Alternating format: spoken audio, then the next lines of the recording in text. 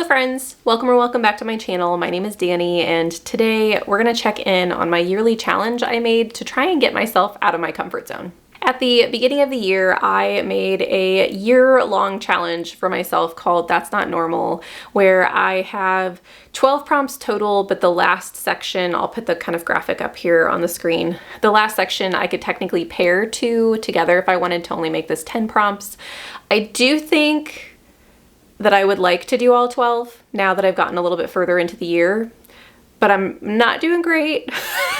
And so I don't know that I'm gonna make all 12, but I am gonna try. So I thought I would check in with you guys, tell you what books I have read for what prompts I still have left. And because I'm not doing as well as I would like to be, I'm not as far along as I would like to be, I am actually gonna make a TBR on this video to tell you guys about what books I'm aiming to complete these prompts. Now, since this is a year-long challenge, I am allowed to change my mind. So if I find a book that better fits a prompt, or that I'm more intrigued in the moment, I can switch things up, but I just wanted to put something on my plate, on my mental plate, I guess, to keep in mind these goals of reaching out of my comfort zone just slightly, to make sure that I'm not just, getting stuck in a rut and always reading the same things. We're gonna start with the prompts and books that I have completed so far this year. And the first one is You Again. This prompt was meant to be a repetition of something that you didn't enjoy the first time.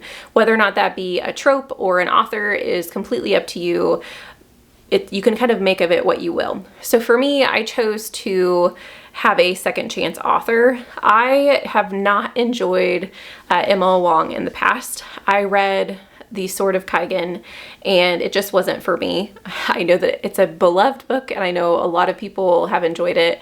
It just didn't work for me. And so I was a little nervous about Blood Over Brighthaven, but I wanted to give it a try because so many people that I typically agree with as far as the reading taste goes had enjoyed it. And so I really wanted to give it a try myself.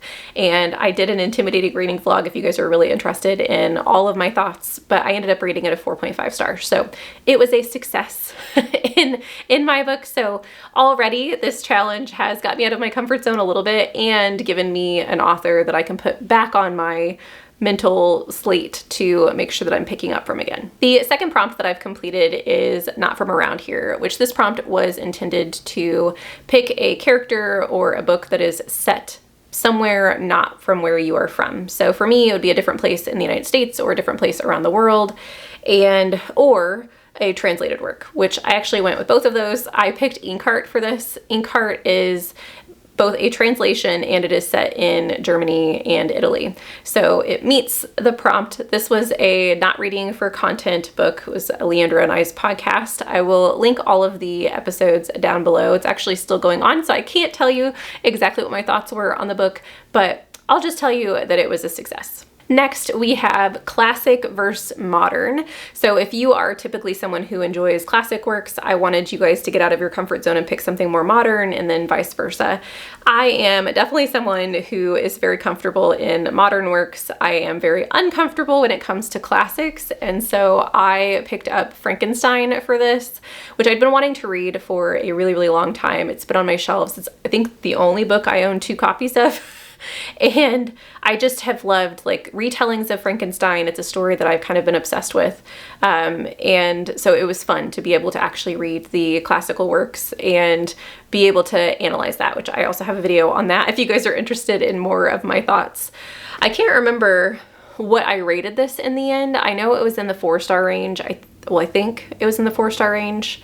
I do remember really enjoying the talk that we had, or the discussion had after I read the book. It has a lot of really intricate themes that I didn't expect for a gothic kind of spooky read. So it was a lot of fun. The fourth prompt that I completed is the genre you avoid prompt.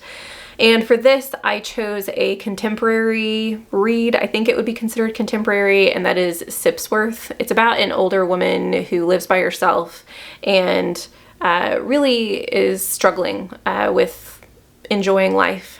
And she finds a little mouse that she, becomes friends with, and you're kind of in her head the entire time. It's really just a lovely book. And I'm really happy that I read it. I would not have picked it up without this challenge. And I read this for Get a Clue readathon. So that readathon also helped me. I think this was for, we had to pick a book with windows on the front cover, and this has like a house, like the front door of a house and like a window pane next to it. So I'm really grateful for that readathon and for this challenge in helping me pick this book up because I really liked it. I don't know that it will be everyone's cup of tea because of how the story is told. It's definitely kind of, there's a plot structure, but it is a little rambling at times, and you are just living slice of life with this elderly woman, but I thought it was lovely. The next prompt that I'm gonna say I've completed, even though I'm only 60% of the way through the book, but it still counts because I'm gonna finish it, and I'll probably finish it before this video comes out, but we'll see. And that is the anti-bookish buzzword. So I wanted to pick something that when people tell me, you know, oh, this book is this, that I'm like, ooh, because I do know that sometimes I get stuck in my ways and I really just need to try books, especially if they're by people that I trust the recommendations, because your tastes change. And so I could eventually love those things. For this, I don't hate it. I picked my anti-bookish buzzword was magical realism. I am not a fan of magical realism. I prefer like hardcore fantasy. I want to know the intricacies and complexities of the magics, and I want to know why things work. And magical realism is kind of la-di-da. You just kind of go with the flow, and no, I'm not accepting of that.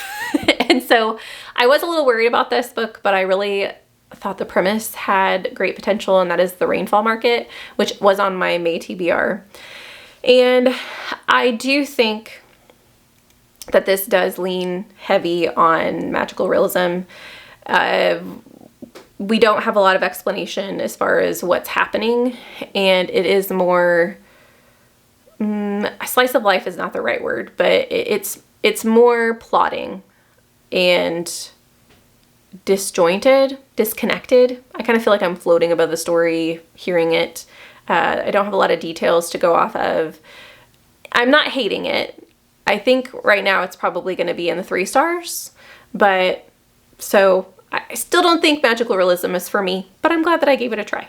Those are the only prompts that I have completed. So I've completed 5, and if I want to do all 12 of them, that means I have 7 left. And so I was just going to talk you guys through the books that I am considering for the TBR for this year-long challenge that I might get to throughout this year. Some of these I am really, really excited for, even if they are kind of out of my comfort zone. There are others that I'm a little hesitant about, but hopefully there'll be some gems in here. Okay, one that I am really, really excited for is the different perspective. So this prompt was meant to just have you choose to follow a character that isn't you. So maybe for me, it could be from a male perspective or a mother's perspective or an elderly perspective, which is what I ended up choosing. I'm gonna pick Remnant Population for this. This is a book that's been recommended to me a couple of different times, and I feel like I am a little bit in my sci-fi era, a little bit. I've really enjoyed some books that I picked up recently that are sci-fi leaning, and this one just sounds like something I want. It has an elderly protagonist who is on a colony, I think a terraformed colony. People have moved off of Earth, and her colony is getting retired. So she's lived there, I think, for 40 years. She's made a life. She doesn't have any living relatives that I know of. And the government decides to shut down her colony and ship everyone who lives there to a different colony. They're not going to be taking care of this colony anymore.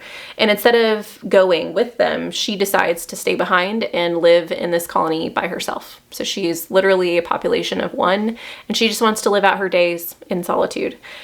And so I'm intrigued what this book is going to be about. I think that it could be very, very fascinating, or it could be boring.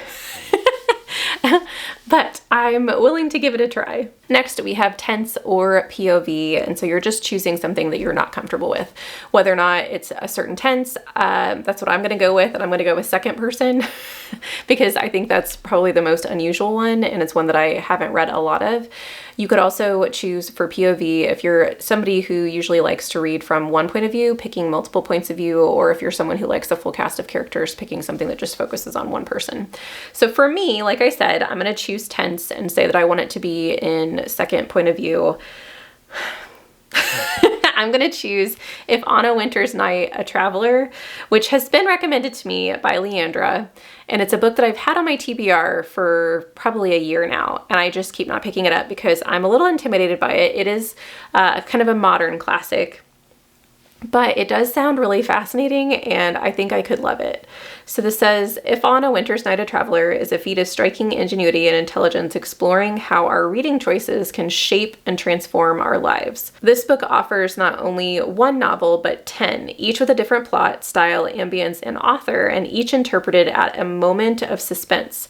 Together, the stories form a labyrinth of literature, known and unknown, alive and extinct, through which two readers pursue the storylines that intrigue them and try to read each other. Deeply profound and surprisingly romantic, this classic is a beautiful meditation on the transformative power of reading and the ways we make meaning in our lives.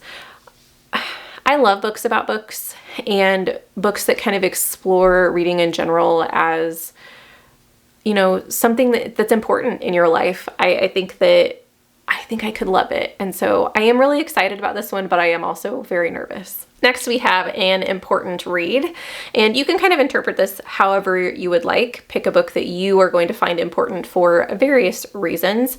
I'm going to pick something that I find important because I think that it is a series that was part of fantasy becoming such a large and beloved genre and the kind of the growth of the genre.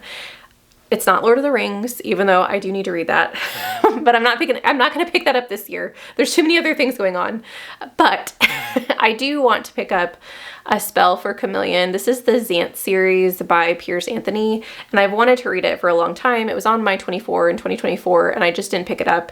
But I just think that it would be fun to kind of do a little bit of a dive into some more classic fantasy, the books that the rest of the books were built off of. The kind of first paragraph of the synopsis says, Xanth was the enchanted land where magic ruled, where every citizen had a special spell only he could cast. It was a land of centaurs and dragons and basilisks, which I know it, I have no idea what else the plot is about, but it just kind of takes me back to my roots of all the little different details of fantasy worlds that I have loved, and I'm excited to actually figure out. I'm hoping to see some of the connections to some of the more modern works that I've read. Next, we have a weird read, which these can just be hit or miss, so they're always a little bit of a stretch for me, but when I love them, and this one just sounds fascinating. This is The City and the City, and this is a fantasy mystery, so it's also a genre blend, which we know that I love. The synopsis says, when a murdered woman is found in the city of Basel, somewhere at the edge of Europe, it looks to be a routine case for Inspector Berlew. As he investigates, the evidence points to conspiracies far more stranger and more deadly than anything he could have imagined. Berlew must travel from the decaying Basel to the only metropolis on Earth as strange as his own. This is a border crossing like no other, a journey as psychic as it is physical, a shift in perception, a seeing of the unseen. His destination is Basel's equal, rival, and intimate neighbor, the rich and vibrant city of Cuoma. I'm probably not pronouncing any of these names right. I'm intrigued though, the fact that we have kind of this interweaving of these cities. You have the interweaving of being psychic versus a physical journey. I don't know. It sounds like it could be up my alley, and the fact that we have a murder to solve in the midst of all of it, I think it's going to be fun. And next we have, I think, the book I'm most nervous for, and that's for the prompt, are you sure about this? This prompt was supposed to have me pick a book that I would never have picked up without this out of my comfort zone reading challenge. And I think I picked it up, or I think I'm going to pick it up. We'll see. This is a historical romance, and it's YA. So that's the trifecta, my friends. Things I do not enjoy. But I've had a ton of people love this book. A ton of people that I respect as readers and follow their content have really loved this book. And I do think that it sounds interesting. To give you kind of a brief synopsis, you have two love stories happening during World War I. And what we are receiving is the tale of those love stories being told by Aphrodite. And she's talking to her husband and her lover, I think. And she is talking about the question of love and war and why the two are always tied together. I really liked this kind of last paragraph. It says, she seeks to answer the age-old question, why are love and war eternally drawn to one another? But her quest for a conclusion that will satisfy her jealous husband uncovers a multi-threaded tale of prejudice, trauma, and music, and reveals that war is no match for the love or the power of love. I think it's a really interesting way to tell a historical romance through the eyes of a goddess. So I am intrigued. I'm a little worried that it's not going to be for me, but fingers crossed, I love it. The next prompt is long versus short. Are you going to pick a long and chunky book because you're not normally choosing those, or are you going to pick a short book? And for me, I didn't want to pick just a novella because I have actually been really enjoying some novellas this year, and that is a little bit out of my comfort zone. But I wanted to pick something really out of my comfort zone, which is a short story collection, because usually I don't like them. But I found one that I am intrigued by. This is called 50 Beasts to Break Your Heart. And let me just read you the synopsis. The stories in 50 Beasts to Break Your Heart are about the abomination that resides within us all.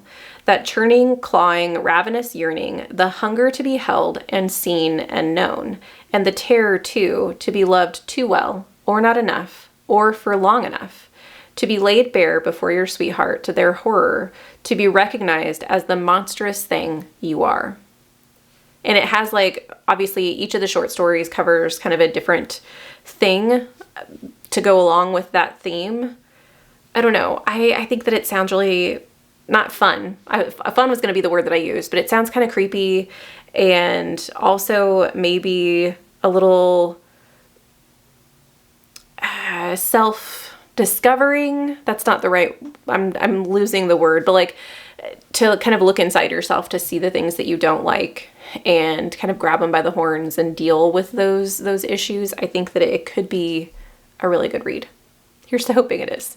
The last prompt that I still have to fulfill is the learn something prompt, which I made this for a nonfiction. I want to force myself to pick up a nonfiction this year because I haven't the last couple years. It's just something that, well, I guess that's not true. I read The Hidden Life of Trees last year, but it's definitely a genre I avoid, and I need to pick up more of them because I do like the ones that I've picked up. So this year I would like to read Obituary, which is a little dark, but I think that it could be really fun, but also really thought-provoking. It says that this is based on a podcast as well, so there's more content out there if I really enjoy the book. It says, it's safe to say everyone thinks about death, whether they want to or not. But have you ever wondered about what sort of keepsakes you can make with your remains, or given any thought to the most scandalous deathbed confessions throughout history? Well, Madison Rays and Spencer Henry have, and they've spent countless hours scouring the darkest corners of the internet, digging through newspaper archives, devouring documents, and picking the brains of death industry experts to bring you Obituary, a darkly funny and deeply poignant exploration of all things death. I know that death is kind of a taboo topic for a lot of people, and I think a lot of people around the world as well. So seeing something kind of put together that maybe explores like the different cultures of death, how different people's view the death of a loved one, what kind of ceremonies happen surrounding death, whether or not it is something taboo and something that people don't talk about, or is it something that people don't shy away from in certain areas of the world. I think that it's going to be fascinating. So I hope that this one's good. It's been on my TBR for a little bit and I just keep avoiding it. So I need to pick it up. That is my TBR and kind of my little check-in on my That's Not Normal yearly challenge. I hope that if you guys are participating, you'll give me a little update in the comments down below. If you're not participating, maybe tell me one book that you have read this year that was out of your comfort zone and whether or not it was a success. If you aren't feeling chatty with me, since the last book I mentioned was Obituary, leave me something representing death, whether or not that be a tombstone, a skeleton, whatever you want. You can be creative with your little emojis in the comments. Thank you guys so much for watching this video. I hope you have a lovely evening and I will see you in the next one. Bye!